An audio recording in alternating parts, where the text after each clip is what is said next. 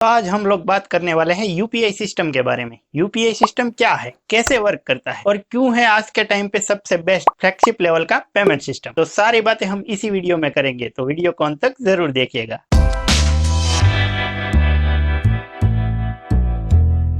UPI का मतलब होता है यूनिफाइड पेमेंट इंटरफेस, जिसको एनपीसीआई यानी national payment corporation of India ने 2016 में लॉन्च किया गया था। यूपीआई एनपीसीआई द्वारा और एनपीसीआई आरबीआई द्वारा मॉनिटर किया जाता है और ये सिस्टम इंडिया में ही डेवलप हुआ है। तो आइए सबसे पहले जान लेते हैं यूपीआई सिस्टम क्या है। यूपीआई सिस्टम सिर्फ आपके मोबाइल से ही ऑपरेट होता है, जिसमें जो भी आपका मोबाइल नंबर है जो बैंक में रजिस्टर है, अगर वही सिम कार्ड आपके फोन के अंदर है तभी आप यूपीआई सर्विस को यूज कर सकते हैं। जिसमें आप ये समझ लीजिए कि आपका मोबाइल नंबर ही आपके बैंक अकाउंट से डायरेक्ट लिंक हो जाता है और फिर आप मोबाइल के जरिए ही एक बैंक अकाउंट से दूसरे बैंक अकाउंट में पैसे को इजीली ट्रांसफर कर सकते हैं। तो आइए अब हम बात कर लेते हैं टोटल ट्रांजेक्शन लिमिट की। अगर बात की जाए यूपीआई के डेली टोटल ट्रांजेक्शन लिमिट की, तो वो है 1 लाख रुपए की। मतलब आप दिन में सिर्फ 1 लाख रुपए तक का ही ट्रांजेक्शन कर सकते हैं और एक दिन में टोटल आप 10 ट्रांजेक्शन कर सकते हैं। मतलब 10-10 हजार के 10 ट्रांजेक्शन करें या फिर 1 लाख रुपए का एक ट्रांजेक्शन करें। यह लिमिट भीम ऐप, जो कि भारत सरकार का बनाया हुआ ऐप है, उसमें या फिर अमेजोन, फोन पे, गूगल पे सब में लागू है। तो आइए अब हम बात कर लेते हैं यूपीआई के कुछ बड़े बेनिफिट के बारे में। तो सबसे पहले बड़े बेनिफिट की बात की जाए तो वो है 24/7 इंस्टेंट मनी ट्रांसफर। यूपीआई के जरिए आप पैसा कभी भी ट्रांसफर कर सकते हैं, उसकी कोई टाइम लिमिट नहीं है। और अगर बात की जाए आईएमपीएस और एनईएफटी की, तो उसमें अगर आपको पैसा ट्रांसफर करना हो तो सबसे पहले सामने वाले के bank account as a beneficiary के रूप में आपको ऐड करना पड़ेगा, जिसको ऐड होने में 1 घंटा, 2 घंटा या फिर अलग अलग बैंक के हिसाब से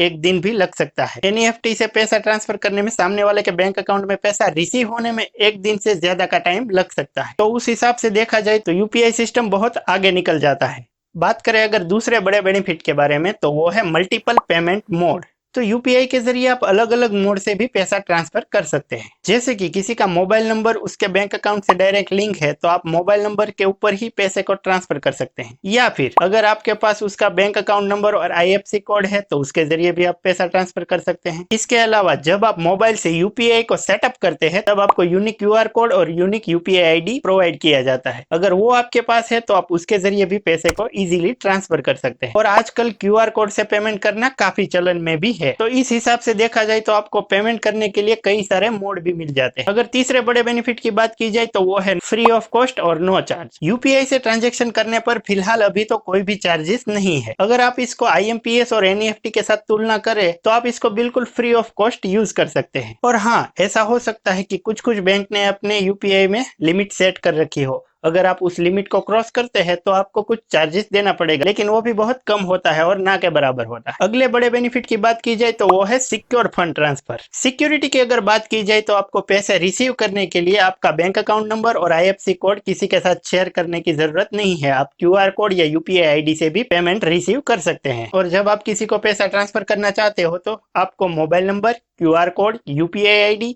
या बैंक अकाउंट नंबर और आईएफएससी कोड की जरूरत होती है, जो कि हर किसी के पास ये मौजूद नहीं होती। और साथ में जब आप पैसे को ट्रांसफर करते हो तो सामने वाले का पूरा नाम डिस्प्ले पर शो हो जाता है, जिससे आप कंफर्म कर सकते हो कि मैं जिसको पैसा भेज रहा हूँ या ट्रांसफर कर रहा हूँ वो सामने वाले का पूरा नाम क्या है। इन सभी प्रोसेस के बाद आप 4 डिजिट या 6 डिजिट का यूपीआई पिन इंसर्ट करना होता है। उसके बाद ही ट्रांजेक्शन कंप्लीट होता है। और उस हिसाब से देखा जाए तो इसमें सिक्योरिटी काफी बढ़ जाती है। एक तरीके से देखा जाए तो 2 फैक्टर ऑथेंटिकेशन की लेयर की तरह ही काम करता है। अगले बड़े बेनिफिट की बात की जाए तो वो है रिक्वेस्ट मनी। यूपीआई में जैसे सेंड मनी का ऑप्शन आता है, वैसे ही रिक्वेस्ट मनी का भी ऑप्शन आता है। अगर आप रिक्वेस्ट मनी का ऑप्शन को सिलेक्ट करोगे और उसमें अमाउंट एंटर करोगे तो उतने अमाउंट का रिक्वेस्ट सामने वाले के पास चला जाता है। और जैसे ही वो अप्रूव करेगा और अपना यूपीआई पिन एंटर करेगा तो ट्रांजेक्शन सक्सेस हो जाएगा और अब पैसे आपके बैंक में रिसीव हो जाएंगे। अगले बड़े बेनिफिट की बात की जाए तो वो है मल्टीपल बैंक अकाउंट सपोर्ट। अगर आपके पास एक बैंक अकाउंट या 2 या 3, 4 जितने भी बैंक अकाउंट है, सबको आप यूपीआई में ऐड कर सकते हैं। सभी बैंक यूपीआई सर्विस को सपोर्ट करते हैं, जिसकी वजह से आपके पास 1, 2, 3, 4 या कितने भी बैंक अकाउंट क्यों ना हो, आप सबको इस ऐप में ऐड कर सकते हो। अगर आप किसी को पैसे ट्रांसफर करना चाहते हो तो आपको नीचे बैंक अकाउंट का लिस्ट मिल जाएगा। उसमें से आप बैंक को सिलेक्ट कर सकते हो कि कौन से बैंक में से मैं पैसा ट्रांसफर करना चाहता हूँ। इसके अलावा सिर्फ एक बैंक अकाउंट को आप प्राइमरी बैंक अकाउंट को सिलेक्ट करके रख सकते हैं। मतलब जब भी कोई भी आपको पैसा ट्रांसफर करेगा तो जो प्राइमरी बैंक अकाउंट आपने सिलेक्ट करके रखा होगा, पैसा उसी में ही रिसीव हो जाएगा। साथों साथ जो भी आपने बैंक अकाउंट ऐड किए हैं उन सभी का पिन अगर आप चेंज करना चाहते हो या पिन भूल गए हो, रीसेट करना चाहते हो या बैलेंस चेक करना चाहते हो, सभी ऑप्शन आपको सभी बैंक अकाउंट्स में मिल जाएंगे। अगर अगले बड़े बेनिफिट की बात की जाए तो वो है ऑफलाइन ट्रांजेक्शन। अगर आपके फोन में इंटरनेट नहीं है या फिर आपके पास एंड्रॉइड फोन नहीं है, आप साधारण सा कोई फीचर फोन इस्तेमाल करते हैं, तब भी आप ट्रांजेक्शन कर सकते हैं। आप अपने मोबाइल के डायल पैड में *99# डायल करके भी ट्रांजेक्शन कर सकते हैं, लेकिन इसके लिए आपको सबसे पहले भीम एप्लीकेशन में सेटिंग में जाकर ऑफलाइन सर्विसेज को इनेबल करना पड़ेगा। तो मैंने यूपीआई से होने वाले बड़े बेनिफिट के बारे में बताया है। इसके अलावा यूटिलिटी बिल पेमेंट, मर्चेंट को पेमेंट करना हो या फिर ऑटो बिल सेटअप करना हो तो वो भी आप कर सकते हैं। अगर आपने अभी तक यूपीआई सर्विस को यूज नहीं किया है तो कम से कम एक ऐप के जरिए आपको यूपीआई सर्विस को यूज करना चाहिए, क्योंकि यूपीआई सर्विस को यूज करना काफी आसान बनाया गया है ताकि हर कोई इसको यूज कर सके। अभी एनपीसीआई ने यूपीआई 2.0 भी लॉन्च कर दिया है। अगर उसके फीचर के बारे में अगर आप जानना चाहते हो तो मुझे कमेंट सेक्शन में जरूर बता देना, तो मैं इसके ऊपर भी एक अलग से सेपरेट वीडियो बना दूंगा। उम्मीद करता हूं कि आपको ये वीडियो पसंद आया होगा। ऐसे ही टेक्नोलॉजी के बारे में अपडेट रहने के लिए हमारे की टेक चैनल को सब्सक्राइब करके फैमिली में शामिल हो जाइए।